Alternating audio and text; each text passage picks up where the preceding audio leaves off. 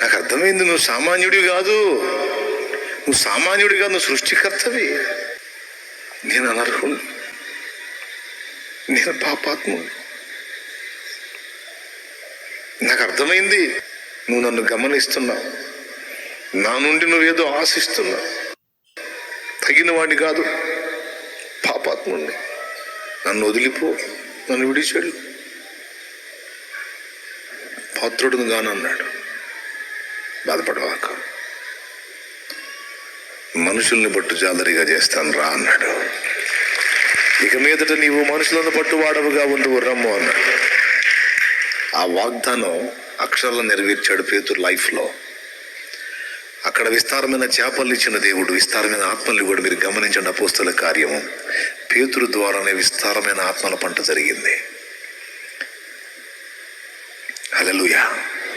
Pentecost పండుగ నాడు పరిశుద్ధాత్మ అభిషేకం కుమ్మరింపబడ్డప్పుడు ఒక్క రోజే 3,000 మంది.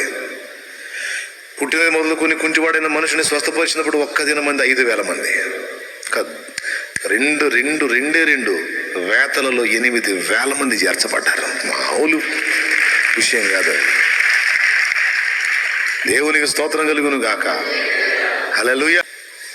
ఇప్పుడు ఏడుస్తావు నువ్వు, నాకేమి లేదు ఏందో అంతా నాకు ఎట్లా అట్లాండి. ఏంటి నీవు, ఏమైపోయింది, ఏం మునిగిపోయింది? ఏం లేదు, నీ చెయ్యి దాటిపోయిందేమో, దేవుని చెయ్యి దాటలేదు. నువ్వు ఊహించవు. ఇప్పుడు ఖాళీయే, కానీ అది విస్తారంగా నింపబడబోతుంది. అది విస్తారంగా నింపబడినట్లు 2 దీవెన పొందినట్లు ముందు ఖాళీ కానీ దేవుణ్ణి ఖాళీ చేయని సహకరించు. దేవుడికి అర్థం చేసుకో దేవుని కదలికల్ని, కార్యాలని. హల్లెలూయా.